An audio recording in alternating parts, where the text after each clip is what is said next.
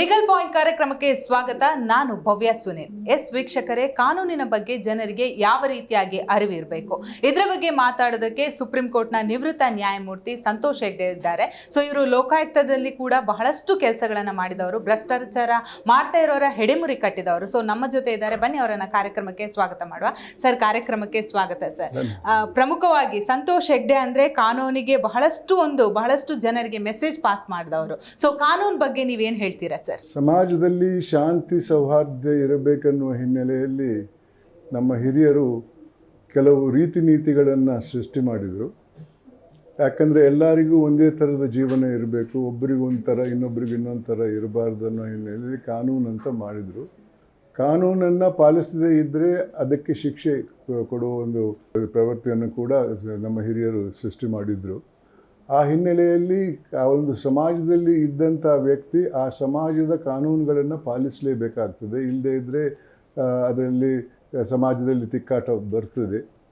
ಆ ಹಿನ್ನೆಲೆಯಲ್ಲಿ ಈ ಕಾನೂನಿನ ಸೃಷ್ಟಿ ಆಗಿದೆ. ಕಾನೂನಿನ ಅರಿವು ಎಲ್ಲರಿಗೂ ಇರಬೇಕು. ಅರಿವಿಲ್ಲ ಅನ್ನೋದು ಕಾನೂನಲ್ಲಿ ಸರಿಯಾದ ವಾದ ಅಲ್ಲ.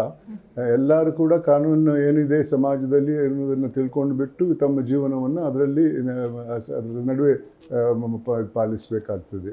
ಓಕೆ ಸರ್, ಈಗಿನ ಜನರೇಷನ್ ಕಾನೂನನ್ನು ಪಾಲನೆ ಮಾಡ್ತಿದ್ದಾರೆ ಅಂತ ನಿಮ್ಗೆ ಅನಿಸುತ್ತಾ? ಹಿಂದೆ ಇದ್ದಷ್ಟು ಕಾನೂನ ಇವತ್ತು ಇಲ್ಲ ಅಂತ ನಾನು ತಿಳ್ಕೊಂಡಿದ್ದೇನೆ.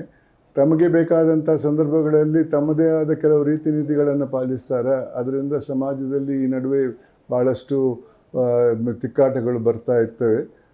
ಇದರ ಬಗ್ಗೆ ಕಠಿಣವಾದ ಹೆಜ್ಜೆ ಆಡಳಿತೆಯಲ್ಲಿರುವವರು ತಗೊಳ್ಬೇಕು. ಪ್ರತಿಯೊಬ್ಬರಿಗೂ ಒಂದೇ ಕಾನೂನು ಇರಬೇಕು ಹೊರತು ಅದು ನನಗೊಂದು ಕಾನೂನು ನಿನಗೊಂದು ಕಾನೂನು ಅನ್ನುವ ಒಂದು ಪದ್ಧತಿ ಸಮಾಜದಲ್ಲಿ ಇದಕ್ಕೆ ಸಾಧ್ಯವಿಲ್ಲ. ಸರ್, ಇದಕ್ಕೆ ಏನು ಪ್ರಾಬ್ಲಮ್ ಅಂದರೆ ಕೊರತೆ ಏನಂತ ನಿಮಗೆ ಅನಿಸುತ್ತೆ? ಯಾಕಂದರೆ ನಮ್ಮ ಲೈಫ್ ಸ್ಟೈಲ ಅಥವಾ ಈಗಿನ ಹಣ ಎಲ್ಲ ನಮಗೆ ಈಸಿಯಾಗಿ ಸಿಗುತ್ತೆ ಅನ್ನೋದ ಏನಿರ್ಬೋದು ಸರ್? ಇವತ್ತು ಪ್ರತಿಯೊಬ್ಬರಿಗೂ ನಾನು ಶ್ರೀಮಂತನಾಗಬೇಕು ಅನ್ನೋ ಒಂದು ದುರಾಸೆ ಅವರಲ್ಲಿದೆ. ಅದರಿಂದಾಗಿ ತಪ್ಪು ದಾರಿಯಲ್ಲಿ ಹೋಗ್ತಾರೆ. ಗೊತ್ತಿದ್ದು ಕೂಡ ಕಾನೂನನ್ನು ಮೀರಿ ನನಗೆ ಈ ಕಾನೂನು ಆಗಲ್ಲ ಅನ್ನುವ ಒಂದು ಇದರಲ್ಲಿ ಭಾವನೆಯಲ್ಲಿ ಮುಂದುವರಿತಾ ಇದ್ದಾರೆ. ಅದರಿಂದಾಗಿ ಸಮಾಜ ಭಾಳಷ್ಟು ತಿಕ್ಕಾಟಗಳು ಬರ್ತಾ ಇವೆ ಈ ನಡುವೆ. ಮತ್ತು ಕೋರ್ಟಿಗೆ ಹೋದರೆ ಕೋರ್ಟಲ್ಲಿ ಕೂಡ ಭಾಳ ಸಮಯ ಹೋಗ್ತದೆ. ಅದು ಕೂಡ ಒಂದು ರೀತಿಯಲ್ಲಿ ಜನರಲ್ಲಿ ಕಾನೂನನ್ನು ಮೀರುವಂಥ ಒಂದು ಪ್ರವೃತ್ತಿಯನ್ನು ಹುಟ್ಟಿಸ್ತಾ ಇದೆ. ಓಕೆ ಸರ್, ನೀವು ಹೇಳಿದ್ರಿ ಕೋರ್ಟ್ ಮೇಲೆ ಈಗಿನ ಜನಸಾಮಾನ್ಯರಿಗೆ ಒಂದು ಕೇಸ್ ಅಂತ ಬಂದಾಗ ಒಂದು ಪೊಲೀಸ್ ಸ್ಟೇಷನಲ್ಲಿ ಮೊದಲು NCR ಆಗಿ FIR ಆಗುತ್ತೆ. ತದನಂತರ ಪೊಲೀಸರು 90 ಡೇಸಲ್ಲಿ ಚಾರ್ಜ್ ಶೀಟ್ ಫೈಲ್ ಮಾಡಬೇಕಾಗುತ್ತೆ. ಸೊ ಶ್ರೀಮಂತರ ಕೇಸ್ ಆದರೆ ಮೊದಲು ಈಗ ಬಹಳಷ್ಟು ಬೇಗವಾಗಿ ರೀಚ್ ಆಗುತ್ತೆ. ಆದರೆ ಬಡವರು ಹೇಳ್ತಾರೆ, ಅಯ್ಯೋ ನಾವು ನಾವು ಹಿಂದೇಟಾಗ್ತಾರೆ. ಯಾಕೆ ಸರ್ ಈ ರೀತಿಯಾಗಿ? ಹಿಂದಿನಿಂದಲೂ ಕೋರ್ಟ್ ಅನ್ನೋದರ ವಿಚಾರದಲ್ಲಿ ಜನರಿಗೆ ಒಂದು ಬೇರೆ ಥಿಂಕಿಂಗ್ ಇತ್ತು. ನಮ್ಮೂರ ಕಡೆ ಹೇಳ್ತಾ ಇದ್ರು, ಕೋರ್ಟ್ ಮೆಟ್ಲು ಹತ್ತಬೇಕು ಅಂದರೆ ಅವನು ಸೋತೋದ ಅಂತ ಒಂದು ಕಾದು ಸೋತು ಸುಣ್ಣ ಆಗ್ತಾನೆ ಅಂತ ಹಿನ್ನೆಲೆಯಲ್ಲಿ ಒಂದು ಗಾದೆ ಇತ್ತು, ನನ್ನ ಕೋರ್ಟ್ ಮೆಟ್ಲು ಹತ್ತಿಸ್ತೇನೆ ಅನ್ನೋ ಒಂದು ರೀತಿ ಜೀವನ ಪರ್ಯಂತ ಕೋರ್ಟಲ್ಲಿ ಇರ್ತಾರೆ. ಮತ್ತೆ ಭಾವನೆಗಳು ಕೂಡ ಇದ್ದವು. ಕೋರ್ಟಲ್ಲಿ ಗೆದ್ದವನು ಸೋತವನು ಸತ್ತ ಅಂತ ಕೂಡ ಇದೆ. ಇದಕ್ಕೆ ಕೋರ್ಟಲ್ಲಿ ಪರಿಹಾರ ಹುಡುಕಬೇಕು. ಆದಷ್ಟು ಬೇಗ ತೀರ್ಪು ಬರಬೇಕು. ಭಾಳಷ್ಟು ಡಿಲೇ ಆದರೆ ಆ ಕಾನೂನಿನ ಬೆಲೆ ಕಮ್ಮಿ ಆಗ್ತದೆ. ಅದಕ್ಕಾಗಿ ಸಂಬಂಧಪಟ್ಟವರು ಇದಕ್ಕೆ ಸೂಕ್ತವಾದ ಹೆಜ್ಜೆಗಳನ್ನು ತಗೊಳ್ಬೇಕು. ಓಕೆ ಸರ್, ಈಗ ಒಬ್ಬ ವ್ಯಕ್ತಿ ಏನೇ ತಪ್ಪು ಮಾಡಿದ್ರು ಕೂಡ ಅಲ್ಲಿ ಒಬ್ಬ ಪ್ರತಿಷ್ಠಿತ ವ್ಯಕ್ತಿ ಇದ್ರೆ FIR ಹಾಕೋದಕ್ಕೆ ಪೊಲೀಸರು ಕೂಡ ಹಿಂದೇಟಾಗ್ತಾರೆ. ಯಾಕಂದ್ರೆ ನಾವೊಬ್ರು ವಿದ್ಯಾಭ್ಯಾಸ ಮಾಡಬೇಕಾದ್ರೆ ಅದರಲ್ಲಿ ಎಲ್ಲದರಲ್ಲಿ ಕೂಡ ಕಾನೂನಿನ ವಿಚಾರ ಇರುತ್ತೆ. ಎಲ್ಲೋ ಒಂದು ಕಡೆ ಅದನ್ನೆಲ್ಲ ಅಂದ್ರೆ ಅವರ ಅಧಿಕಾರ ಸಿಕ್ಕಾಗ ಮರಿತಾರೆ ಅಂತ ಅನಿಸ್ತಾ ಇದೆಯಾ? ನೋಡಿ, ಇವತ್ತು ಸಮಾಜದಲ್ಲಿ ದುರಾಸೆ ಅನ್ನೋ ಒಂದು ರೋಗ ಬಹಳ ದೊಡ್ಡ ಮಟ್ಟಕ್ಕೆ ಹೋಗಿದೆ. ಯಾಕೆಂದರೆ ಇವತ್ತಿನ ಸಮಾಜ ಬರೀ ಶ್ರೀಮಂತಿಕೆ ಮತ್ತು ಅಧಿಕಾರವನ್ನು ಪೂಜಿಸುವಂಥ ಸಮಾಜದಲ್ಲಿ ನಾವಿದ್ದೇವೆ. ಅದರಿಂದಾಗಿ ಆ ಶ್ರೀಮಂತಿಕೆ ಅಥವಾ ಅಧಿಕಾರ ಇದ್ದರೆ ಅವರಿಗೆ ಒಂದು ಬೇರೆಯೇ ಸ್ಥಾನ ಕೊಡ್ತದೆ ಸಮಾಜ. ಅದರಿಂದಾಗಿ ಭಾಳಷ್ಟು ಜನರಿಗೆ ಒಂದು ರೀತಿಯ ಆಕ್ರೋಶ ಸುರಾಗ್ತಾ ಇದೆ ಈ ನಡುವೆ. ಓಕೆ ಸರ್, ಈಗ ಎಕ್ಸಾಂಪಲ್ ಪೊಲೀಸ್ ಇಲಾಖೆ, ಸೊ ರಾಜ್ಯ ಸರ್ಕಾರದ ಅಂಡರಲ್ಲಿರುವಂಥದ್ದು. ಸೊ ಜನಸಾಮಾನ್ಯ ಹೋದಾಗ ಅದು ಡಿಲೇ ಆಗುತ್ತೆ ಕೇಸ್ ಆಗೋದಕ್ಕೆ. ಅದೇ ರಾಜಕಾರಣಿ ಫೋನ್ ಮಾಡಿದಾಗ ಇನ್ಸ್ಪೆಕ್ಟರ್ ಆಗಲಿ ಸಬ್ ಇನ್ಸ್ಪೆಕ್ಟರ್ ಆಗಲಿ ತಕ್ಷಣ ರಿಜಿಸ್ಟರ್ ಮಾಡ್ತಾರೆ. ಹಾಗಾದರೆ ಕಾನೂನು ಅನ್ನೋದು ಅಲ್ಲಿ ಅಂದರೆ ತಪ್ಪು ಮಾಡ್ತಾ ಇದ್ದಾರೆ ಅಂತ ಅನಿಸ್ತಾ ಇದೆಯಾ? ಹೌದು, ಆಗ್ತಾ ಇದೆ ಇವತ್ತಿನ ಸಮಾಜದಲ್ಲಿ. ಯಾಕಂದರೆ ಇವತ್ತಿನ ಸಮಾಜ ಮೌಲ್ಯಕ್ಕೆ ಬೆಲೆ ಕೊಡಲ್ಲ. ಅಧಿಕಾರದಲ್ಲಿರುವವರು ಕಾನೂನನ್ನು ಪಾಲಿಸಲೇಬೇಕು ಹೊರತು ಕಾನೂನಿಗೆ ವಿರುದ್ಧವಾಗಿ ಒಬ್ಬರಿಗೆ ಸಹಾಯ ಮಾಡಿ ಇನ್ನೊಬ್ಬರಿಗೆ ಕಷ್ಟ ಕೊಡುವುದು ಸರಿಯಲ್ಲ. ಆದರೆ ಇವತ್ತಿನ ಸಮಾಜ ಶ್ರೀಮಂತಿಕೆಯನ್ನು ಪೂಜಿಸುವುದರಿಂದ ಭಾಳಷ್ಟು ಜನ ಸುಮ್ಗಿರ್ತಾರೆ. ಇಂಥ ತಪ್ಪು ಮಾಡಿದರೂ ಕೂಡ ಜನರು ಸುಮ್ಗಿರ್ತಾರೆ. ಅದರಿಂದಾಗಿ ಭಾಳಷ್ಟು ಅಧಿಕಾರದಲ್ಲಿ ಇರುವವರು ತಮಗೆ ಬೇಕಾದಂಥ ವ್ಯಕ್ತಿಗಳಿಗೆ ಸಹಾಯ ಮಾಡೋಕ್ಕೆ ಪ್ರಯತ್ನ ಮಾಡ್ತಾ ಇದ್ದಾರೆ. ಇದನ್ನು ಗಂಭೀರವಾಗಿ ಆಡಳಿತೆಯಲ್ಲಿರುವವರು ಪರಿಶೀಲನೆ ಮಾಡಬೇಕು. ಇದರ ಬಗ್ಗೆ ಇದರ ವಿರುದ್ಧ ಕಾನೂನುಗಳನ್ನು ಬಳಸಿ ತಪ್ಪು ಮಾಡಿದವರಿಗೆ ಶಿಕ್ಷೆ ಬೇಗನೆ ಕೊಡಬೇಕು. ಹಾಗಾದ್ರೆ ಈಗಿನ ಮಕ್ಕಳು ಕೂಡ ಈಗಿನ ಜನರೇಷನ್ ಅನ್ನೇ ಜಾಸ್ತಿ ಅಳವಡಿಸಿದ್ದಾರೆ ಅಂತ ನಿಮ್ಗೆ ಅನ್ಸಲ್ವಾ ಸರ್? ಯಾಕಂದ್ರೆ ಯಾವ್ದಾದ್ರು ನೀವು ಪಾಠ ಮಾಡಿದಾಗ ಅವರ ಗಮನ ಬೇರೆಡೆನೇ ಇರುತ್ತೆ. ಅಲ್ಲ, ಅರ್ಥ ಮಾಡಿಕೊಂಡ್ರೂ ಕೂಡ ಅದನ್ನು ಬದಿಗಿಡುವಂಥ ಒಂದು ಅಭ್ಯಾಸ ಶುರುವಾಗಿದೆ ಇವತ್ತು. ಯಾಕಂದರೆ ದೊಡ್ಡವರಿದ್ದರೆ ಅವರಿಂದ ಲಾಭ ಆಗ್ತದೆ, ನಮಗೆ ಬಡವರಿಂದ ಏನೂ ಲಾಭ ಆಗಲ್ಲ ಅನ್ನೋ ವಿಚಾರ. ನಾವು ಯಾವ ರೀತಿಯಲ್ಲಿ ಅನ್ಯಾಯ ಮಾಡ್ತಾ ಇದ್ದೇವೆ, ಯಾರಿಗೆ ಕಷ್ಟ ಕೊಡ್ತಾ ಇದ್ದೇವೆ ಅನ್ನೋದ್ರ ಬಗ್ಗೆ ಯಾವ ಯೋಚನೆಯೂ ಇಲ್ಲ. ನಾನು ಶ್ರೀಮಂತನಾಗಬೇಕು, ನಾನು ದೊಡ್ಡ ಹುದ್ದೆಗೆ ಹೋಗಬೇಕು, ಅದೇ ಇವತ್ತಿನ ಆ್ಯಂಬಿಷನ್. ಆದ್ದರಿಂದ ಎಂಥ ವ್ಯಕ್ತಿಗಳಿದ್ದಾರೆ ನೋಡಿ. ಇವತ್ತಿನ ಟೈಮ್ಸ್ ಆಫ್ ಇಂಡಿಯಾದಲ್ಲಿ ನಾನು ಓದಿದೆ. ನೀವು ಹೇಳುವಾಗ ನಂಗೊಂದು ವಿಚಾರ ಬಂತು ಸರ್. ಈಗ ರಾಜಕಾರಣಿಗಳ ಮೇಲೆ ಬಹಳಷ್ಟು ಕೇಸ್ಗಳಿರುವಂಥದ್ದು, ಆ ವ್ಯಕ್ತಿನ ಚುನಾವಣೆಗೆ ನಿಲ್ಲಿಸಲೇಬಾರ್ದು ಅನ್ನೋ ರೀತಿಯಲ್ಲಿ ಕಾನೂನಲ್ಲಿ ಇಲ್ವಾ? ಇವತ್ತು ಚರ್ಚೆ ನಡೀತಾ ಇದೆ ಆ ರೀತಿಯಲ್ಲಿ ಸುಪ್ರೀಂ ಕೋರ್ಟಲ್ಲಿ. ಯಾಕೆ ಅದು ಇನ್ನೂ ಅಳವಡಿಕೆ ಅದೇ ಬಂದದ್ದು. ಇಂಥ ಕೇಸ್ಗಳು ಮುಂದಕ್ಕೆ ಹೋದರೆ ಅವರಿಗೆ ಲಾಭ ಆಗ್ತದೆ, ಅದಕ್ಕೆ ಅದರಲ್ಲಿ ತಡ ಆಗ್ತಾ ಇರ್ತದೆ. ಈ ಕೇಸ್ಗಳಲ್ಲಿ ಬೇಕಿದ್ದಾಗ ನಾವು 2-3 ದಿವಸದಲ್ಲಿ ಕೇಸ್ ಮುಗಿಬೋದು, ಬೇಡದಿದ್ದರೆ 2-3 ವರ್ಷಕ್ಕಿಂತ ಜಾಸ್ತಿ ಬೇಕಾದೀತು. ಆ ಭಾವನೆ ನಾವು ಸಮಾಜದ ಇದರಿಂದ ಮನಸ್ಸಿನಿಂದ ದೂರ ಇಡಬೇಕಾಗಿದೆ. ಸರ್ವರಿಗೂ ಒಂದೇ ಕಾನೂನು. ಈ ಒಂದು ಸಿಸ್ಟಮ್ ಬಂದರೆ, ಜಾರಿಗೆ ಬಂದರೆ ನಿಜವಾದ ಜಸ್ಟಿಸ್ ಆಗ್ತದೆ. ಓಕೆ ಸರ್, ಒಬ್ಬ ವ್ಯಕ್ತಿ ತಪ್ಪು ಮಾಡಿದಾಗ ಜೈಲು ಶಿಕ್ಷೆ ಆಗುತ್ತೆ. ಸೊ ಅಲ್ಲಿ ಶ್ಯೂರಿಟಿಯೇ ಬಹಳಷ್ಟು ಫೇಕ್ ಆಗಿರುವಂಥದ್ದು. ಇದ್ರ ಬಗ್ಗೆ ಏನು ಹೇಳ್ತೀರಾ? ಯಾಕಂದರೆ ಗೌರ್ಮೆಂಟ್ ಇದನ್ನೇ ಮಿಸ್ಯೂಸ್ ಮಾಡ್ತಾ ಇದ್ದಾರೆ. ಅಲ್ಲ, ಇರ್ಬೋದು. ಆದರೆ ಇದರಿಂದ ಅಂತ ಏನೇನಿಲ್ಲ. ಯಾಕೆಂದರೆ ಶ್ಯೂರಿಟಿ ಅಂದರೆ ನೀನು ಮತ್ತೆ ತಿರ್ಗಿ ನಾವು ಕರೆದಾಗ ಬರದೇ ಇದ್ದರೆ ನೀನು ಕಟ್ಟಬೇಕಾದ ಫೈನ್ ಅಂತ ಅದು ವಿಷಯ. ಅದರಿಂದ ಅದಕ್ಕೆ ಯಾರು ಎದುರಲ್ಲ. ಶ್ಯೂರಿಟಿಗೆ ಹಣ ಕಟ್ತಾರೆ, ಬಿಡ್ತಾರೆ, ಅಲ್ಲಿ ಹೋಗ್ತದೆ. ಅದಕ್ಕಿಂತ ಮುಖ್ಯವಾಗಿ ಬೇಗನೆ ತೀರ್ಪು ಬರುವಂಥ ಒಂದು ಸಿಸ್ಟಮ್ ಬರಬೇಕು. ನನ್ನ ಅನಿಸಿಕೆಯಲ್ಲಿ ಅಮೇರಿಕಾದಲ್ಲಿರುವ ಸಿಸ್ಟಮನ್ನು ನಾವು ಫಾಲೋ ಮಾಡಬೇಕು. ಅಮೇರಿಕಾದಲ್ಲಿ 2 ಕೋರ್ಟು, ಅಂದರೆ ಸುಪ್ರೀಂ ಕೋರ್ಟ್ ಇದೆ, ಫೆಡ್ರಲ್ ಕೋರ್ಟ್ ಇದೆ.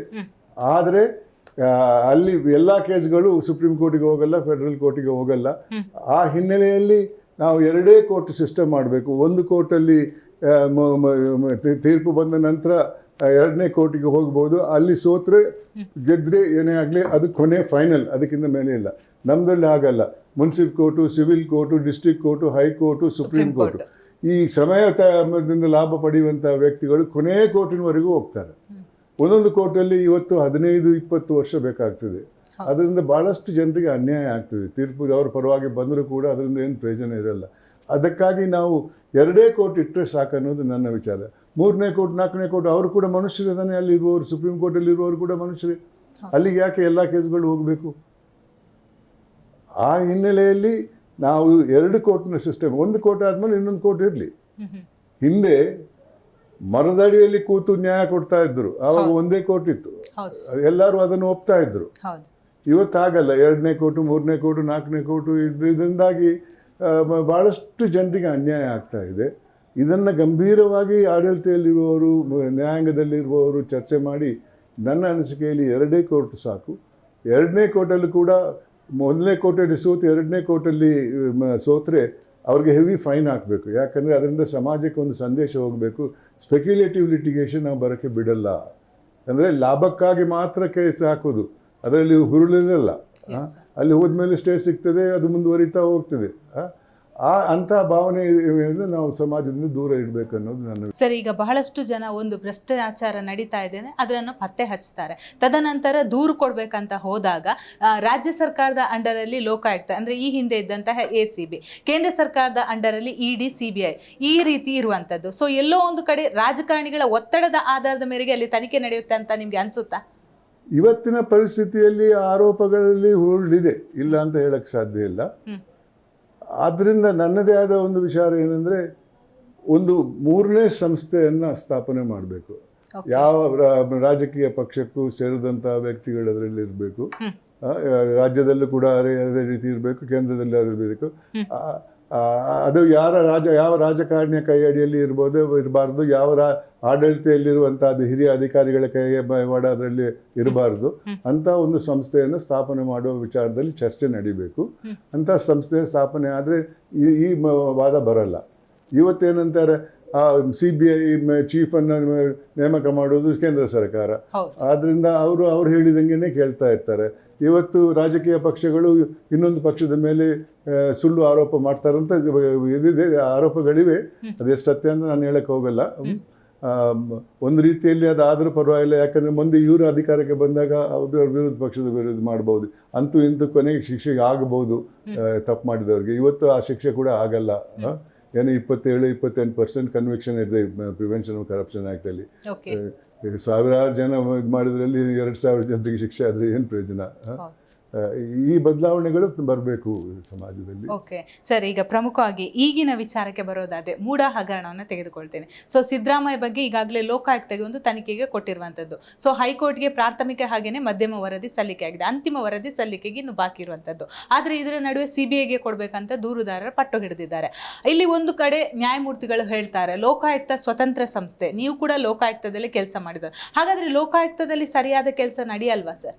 ನಡೀತದೆ, ನಡೆಯುವುದಿಲ್ಲ ಅನ್ನೋ ಎರಡು ವಾದಗಳು ಇದೆ. ಅಧಿಕಾರಿಗಳು ಸ್ವತಂತ್ರವಾಗಿ ಕೆಲಸ ಮಾಡಿದರೆ ಇದಕ್ಕೆ ಈ ಆರೋಪಗಳಿಗೆ ಜಾಗ ಇರಲ್ಲ. ಆದರೆ ಇವತ್ತು ಎಲ್ಲರಿಗೂ ಗೊತ್ತಿದ್ದ ವಿಚಾರ,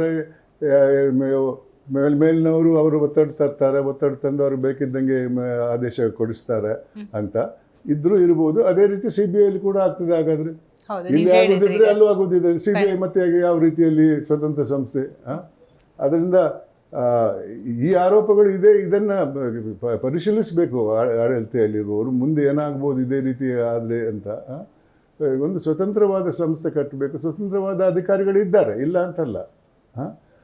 ಇವಾಗ ನನ್ನನ್ನು ನೇಮಕ ಮಾಡಿದಂಥ ಅಧಿಕಾರಿ ವಿರುದ್ಧನೇ ನಾನು ವರದಿ ಕೊಟ್ಟಿದ್ದೇನೆ. ನೀವು ಭ್ರಷ್ಟರಿಗೆ ಸಿಂಹ ಸ್ವಪ್ನ ಆಗಿದ್ರೆ ಎಲ್ಲೋ ಒಂದು ಕಡೆ ಲೋಕಾಯುಕ್ತ ಬಲ ಕುಗ್ಗಿದೆ ಅಂತ ಅನಿಸ್ತಿದ್ಯಾ? ಲೋಕಾಯುಕ್ತ ಸಂಸ್ಥೆ, ಯಾಕಂದ್ರೆ ಅಧಿಕಾರಿಗಳು ಪ್ರಾಮಾಣಿಕರಾಗಿ ಇಲ್ಲದೆ ಇದ್ರೆ ಆ ಕೆಲಸ ಮಾಡೋಕ್ಕೆ ಸಾಧ್ಯವಿಲ್ಲ. ನನ್ನ ಕಾಲದಲ್ಲಿ, ನನ್ನ ಅನಿಸಿಕೆಯಲ್ಲಿ, ಅಲ್ಲಿ ಬೇಡದಂತ ವ್ಯಕ್ತಿಗಳನ್ನು, ಸರ್ಕಾರದಲ್ಲಿ ಬೇಡದಂತ ವ್ಯಕ್ತಿಗಳನ್ನು ಇಲ್ಲಿ ಕಳಿಸಿದ್ದಾರೆ ಲೋಕಾಯುಕ್ತಕ್ಕೆ. ಅವರೆಲ್ಲರೂ ಪ್ರಾಮಾಣಿಕರಾಗಿದ್ದರು. ಒಂದಿಬ್ರು ತಪ್ಪು ಮಾಡೋರು ಇರ್ಬೋದು, ಆದರೆ ಬಹಳಷ್ಟು ಜನ ಹಿರಿಯ ಅಧಿಕಾರಿಗಳೆಲ್ಲ ಪ್ರಾಮಾಣಿಕರಾಗಿದ್ದರು. ಕಿರಿಯ ಅಧಿಕಾರಿಗಳು ಕೂಡ ಅವರನ್ನೇ ಫಾಲೋ ಮಾಡ್ತಾ ಇದ್ರು. ಅದರಿಂದಾಗಿ ಒಳ್ಳೆ ಕೆಲಸ ಮಾಡೋಕ್ಕೆ ಸಂದರ್ಭ ಬಂತು.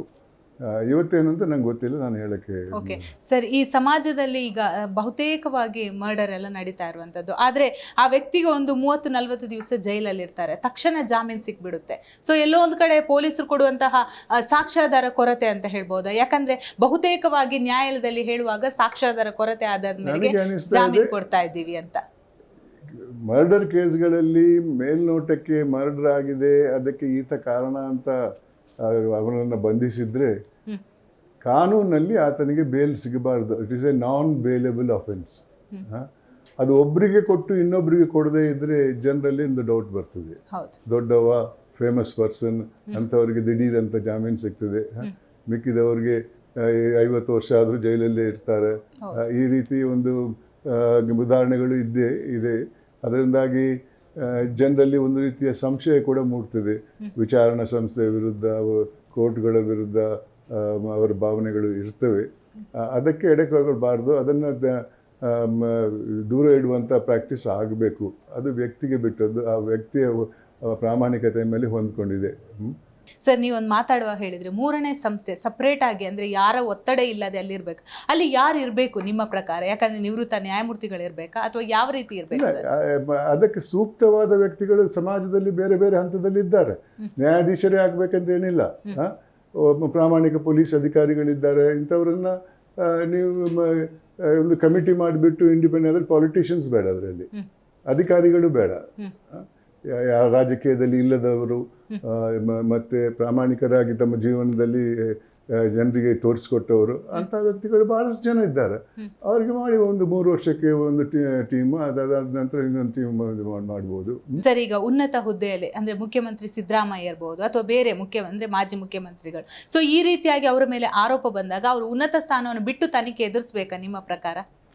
ಹಿಂದೆ ಸಾಮಾಜಿಕ ಮೌಲ್ಯದ ಹಿನ್ನೆಲೆಯಲ್ಲಿ ಯಾರು ತಮ್ಮ ಮೇಲೆ ಗಂಭೀರವಾದ ಆರೋಪ ಇದ್ದಾಗ ಹುದ್ದೆಯಲ್ಲಿ ವಿಚಾರಣೆ ನಡೆಯುವ ಸಮಯದಲ್ಲಿ ಹುದ್ದೆಯಲ್ಲಿ ಇರ್ತಾ ಇರಲಿಲ್ಲ. ಲಾಲ್ ಬಹದ್ದೂರ್ ಶಾಸ್ತ್ರಿ ಅವರು ರೈಲ್ವೆ ಮಿನಿಸ್ಟರ್ ಆಗಿದ್ದರು. ಹೌದು.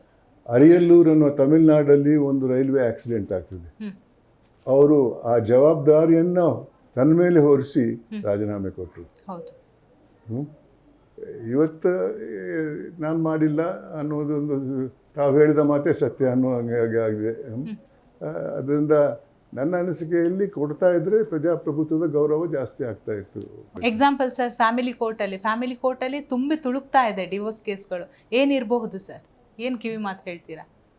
ಅದರಲ್ಲಿ ಬರೀ ಕಾನೂನಿನ ತಪ್ಪು ಮಾತ್ರ ಅಲ್ಲ, ಸಮಾಜದ ತಪ್ಪು ಕೂಡ ಇದೆ. ಹೌದು. ಹಿಂದೆ ಮ್ಯಾರೇಜ್ ಅನ್ನೋದು ಇನ್ಸ್ಟಿಟ್ಯೂಷನ್ ಆಗಿತ್ತು.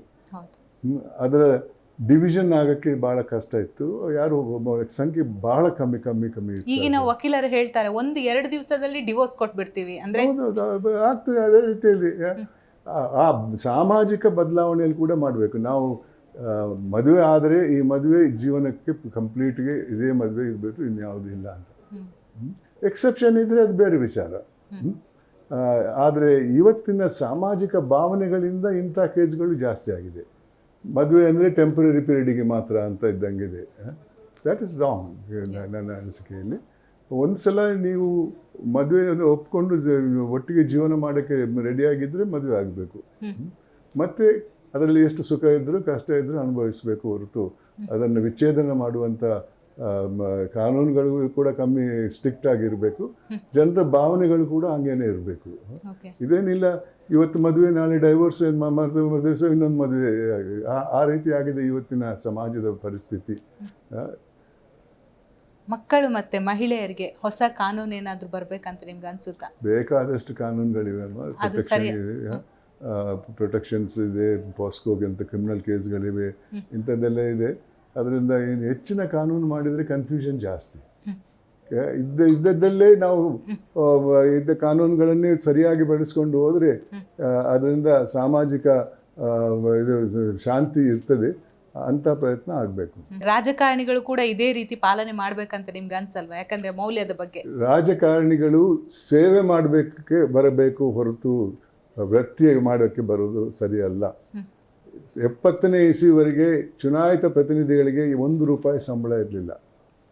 ಅವರು ಮನೆಯಿಂದ ಎಲ್ಲಿ ಸಭೆ ನಡೀತದೋ ಅಲ್ಲಿಗೆ ಹೋಗುವ ಖರ್ಚು ಕೊಡ್ತಾಯಿದ್ರು, ಅಲ್ಲಿ ಇರೋಕ್ಕೆ ರೂಮ್ ಕೊಡ್ತಾಯಿದ್ರು, ಊಟಕ್ಕೆಲ್ಲ ಅರೇಂಜ್ಮೆಂಟ್ ಮಾಡ್ತಾಯಿದ್ರು. ಸಂಬಳ ಅನ್ನೋದು ಇರಲಿಲ್ಲ. ಇವತ್ತು ಇದು ಒಂದೇ ಒಂದು ಹುದ್ದೆ ನಮ್ಮ ದೇಶದಲ್ಲಿ, ಅದಕ್ಕೆ 2 ಸಂಬಳ. ಮಾಸಿಕ ಸಂಬಳ, ಅವರು ಅಸೆಂಬ್ಲಿ ನಡೆಯುವುದು ಸುಮಾರು 120 ದಿವಸ ವರ್ಷದಲ್ಲಿ ಮಾತ್ರ, ಆದರೆ 365 ದಿವಸಕ್ಕೂ ಸಂಬಳ ಕೊಡ್ತಾರೆ. ತದನಂತರ ಆ ಸಭೆಗೆ ಹೋಗಿ ಕೂತದ್ದಕ್ಕೆ ಸಿಟ್ಟಿಂಗ್ ಫೀಸ್ ಕೊಡ್ತಾರೆ. ಮತ್ತು ಆ ಸಂಬಳ ಯಾಕೆ? ಅವರು ಬರೀ ಕಾನೂನು ಮಾಡುವುದನ್ನು ಬಿಟ್ಟರೆ ಅವರ ಜವಾಬ್ದಾರಿ ಇನ್ಯಾವುದೂ ಸಂವಿಧಾನದಲ್ಲಿಲ್ಲ. ಅದಕ್ಕಾಗಿ ಬರೀ 120 ದಿವಸ ಅವ್ರು ಹೋಗುವುದು ಅಲ್ಲಿಗೆ. ಆಗ್ಲಪ್ಪ, ಬಿಟ್ಬಿಡಿ, ತಗೊಳ್ಳಿ, ಸುಖವಾಗಿರಿ, ಆದರೆ ಮಿಕ್ಕಿದ ಆರೋಪ ನಿಮ್ಮ ಮೇಲೆ ಬರ್ದಂಗೆ ನೋಡ್ಕೊಳ್ಳಿ. ಇವತ್ತು ನಾನು ಮಾಡುವ ಆರೋಪಗಳಲ್ಲ, ಸಮಾಜದಲ್ಲಿ ಭಾವನೆಗಳು ಏನಿದೆ ಅಂತ ತಿಳ್ಕೊಳ್ಳಿ. ಇವತ್ತು ನಾನು ಪೇಪರಲ್ಲಿ ಓದಿದೆ, 550 ಜನ ಇರುವಂಥ ಪಾರ್ಲಿಮೆಂಟಲ್ಲಿ 220 ಜನರಿಗೂ ಮೇಲ್ಪಟ್ಟು ಕ್ರಿಮಿನಲ್ ಕೇಸ್ಗಳಿವೆ ಅಂತ. ಈ ಸಮಾಜದಲ್ಲಿ ಇನ್ಯಾರೂ ಪ್ರತಿನಿಧಿಯಾಗಿ ಬರೋಕ್ಕಿಲ್ವಾ? ಅಂಥವ್ರನ್ನು ನಾವು ಚುನಾಯಿಸ್ತೇವೆ ಅಂದರೆ ನಮಗೆ ಪ್ರಜಾಪ್ರಭುತ್ವದ ಮೇಲೆ ಏನು ನಂಬಿಕೆ ಇದೆ ಅಂತ ನಾವು ತೋರಿಸ್ಕೊಡ್ತಾ ಇದ್ದೇವೆ. ಪ್ರಜಾಪ್ರಭುತ್ವ ಅಂದರೆ ಜನರಿಂದ ಜನರಿಗಾಗಿ, ಜನರಿಗೋಸ್ಕರ ಈ ರಾಜಕೀಯ. ಅಲ್ಲಿ ಸೇವೆ ಮಾಡೋಕ್ಕೆ ಬರುವ ಹೊರತು ಹಣ ಮಾಡೋಕ್ಕೆ ಬರಬಾರ್ದು. ಇದು ನನ್ನ ಸಂದೇಶ ಈ ಸಮಾಜಕ್ಕೆ. ಚುನಾವಣೆ ಇದರಲ್ಲಿ ಯಾರೂ ಸೂಕ್ತವಾದ ವ್ಯಕ್ತಿ ಇಲ್ಲದೆ ಇದ್ದರೆ ನೋಟಾಗೆ ಓಟ್ ಹಾಕಿ. ಒಂದು ದಿವಸ ರಾಜಕೀಯ ಪಕ್ಷಗಳು ತಮ್ಮ ಭಾವನೆಯನ್ನು ಬದಲಾಯಿಸಿ ಒಳ್ಳೆಯವರನ್ನು ಮಾತ್ರ ತರ್ತಾರೆ ಪ್ರತಿನಿಧಿಗಳಾಗಿ. ಸರ್, ಆದರೆ ರಾಜಕೀಯ ವ್ಯಕ್ತಿಗಳು ಅವರ ಮಗನೇ ಬರಬೇಕು, ಅವರ ಸೊಸೆನೇ ಬರಬೇಕು, ತಮ್ಮನೇ ಬರಬೇಕು, ಈ ರೀತಿಯಾದಂತಹ ಮನೋಭಾವನೆ ಇರುವಂತ. ಯಾಕೆಂದರೆ ಅಲ್ಲಿ ಬರುವಂತಹ ಸಂಪಾದನೆ ಎಲ್ಲೂ ಬರಲ್ಲ. ಸರಿ ದಾರಿಯಲ್ಲ ಅಂತ ಗೊತ್ತಿದ್ರೆ, ಗೊತ್ತಿಲ್ಲದೆ ಗೊತ್ತಿದ್ದು ಕೂಡ ತಪ್ಪು ದಾರಿಯಲ್ಲಿ ಹೋಗ್ತಾ ಇದ್ದಾರೆ. ನಾನು ಜನತಾ ಪ್ರತಿನಿಧಿ ಅಂದರೆ ನಾನು ನಿನಗಿಂತ ದೊಡ್ಡವನು. ಆತ ಪ್ರತಿನಿಧಿ ಅಂದರೆ ನಮ್ಮ ಇದರಿಂದ ಮತದಿಂದ ಬಂದು ಚುನಾಯಿತ, ಅದನ್ನು ಹೊರತು ನಮಗೆ ಮಾಲೀಕನಲ್ಲ. ಕಾನೂನಿನಲ್ಲಿ ಪ್ರತಿಯೊಬ್ಬ ವ್ಯಕ್ತಿ ರಾಜ್ಯದ ಸಂಭಾವನೆ ಪಡೆಯುವನು ಅಥವಾ ಕೇಂದ್ರದಿಂದ ಸಂಭಾವನೆ ಪಡೆಯುವ ವ್ಯಕ್ತಿ ಪಬ್ಲಿಕ್ ಸರ್ವೆಂಟ್. ಆ ಸರ್ವೆಂಟ್ ಅನ್ನೋದರಲ್ಲಿ ಏನು ಇದಿಲ್ಲ. ಆತ ಜನರ ಸೇವೆ ಮಾಡೋಕ್ಕೆ ಬರುವವನು ವ್ಯಕ್ತಿ. ಆದರೆ ಇವತ್ತು ಪ್ರತಿಯೊಬ್ಬ ಪ್ರತಿನಿಧಿ ಕೂಡ ತಾನು ಮಾಲೀಕನಂತ ತಿಳ್ಕೊಂಡಿದ್ದಾನೆ. ಅದರಿಂದಾಗಿ ಈ ಸಮಸ್ಯೆ ಬಂದಿದೆ. ಇದು ನಿಜವಾದ ಪ್ರಜಾಪ್ರಭುತ್ವ ಅಲ್ಲ. ಪ್ರಯತ್ನ ಮಾಡಬೇಕು, ಒಂದಿನ ಬದಲಾವಣೆ ಬಂದೇ ಬರ್ತದೆ, ಆದರೆ ಬರುವ ದಾರಿ ಮೇಲೆ ಹೊಂದ್ಕೊಂಡಿದೆ. ಕ್ರಾಂತಿ ಮುಖಾಂತರ ಆದರೆ ಕ್ರಾಂತಿಯಲ್ಲಿ ಗೆದ್ದವನು ಯಾರಿಲ್ಲ. ಅದಕ್ಕಾಗಿ ಶಾಂತಿಯುತವಾಗಿ ಬದಲಾವಣೆ ತರಬೇಕು ನಾವು. ಹಿಂದೆ ಯಾವ ರೀತಿಯಲ್ಲಿ ಒಳ್ಳೆ ದಾರಿಯಿಂದ ಕೆಟ್ಟ ದಾರಿಗೆ ಶಾಂತಿಯುತವಾಗಿ ಬಂದಿದ್ದೇವೋ ಅದೇ ರೀತಿಯಲ್ಲಿ ತಪ್ಪು ದಾರಿಯನ್ನು ಬಿಟ್ಟು ಒಳ್ಳೆ ದಾರಿಗೆ ಬರುವಂಥ ಪ್ರಯತ್ನವನ್ನು ನಾವು ಮಾಡಬೇಕು.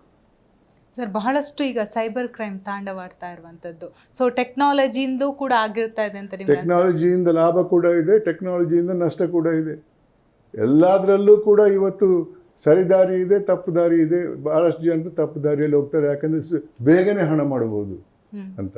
ಸರಿದಾರಿಯಲ್ಲಿ ಸಮಯ ಆಗ್ತದೆ, ಈ ತಪ್ಪು ದಾರಿಯಲ್ಲಿ ಬೇಗನೆ ಹಣ ಮಾಡಬಹುದು. ಓಕೆ ಸರ್, ಸಮಾಜಕ್ಕೆ ಕೊನೆಯದಾಗಿ ಏನು ಸಂದೇಶ ಕೊಡೋಕ್ಕೆ ಇಷ್ಟಪಡ್ತೀರಾ?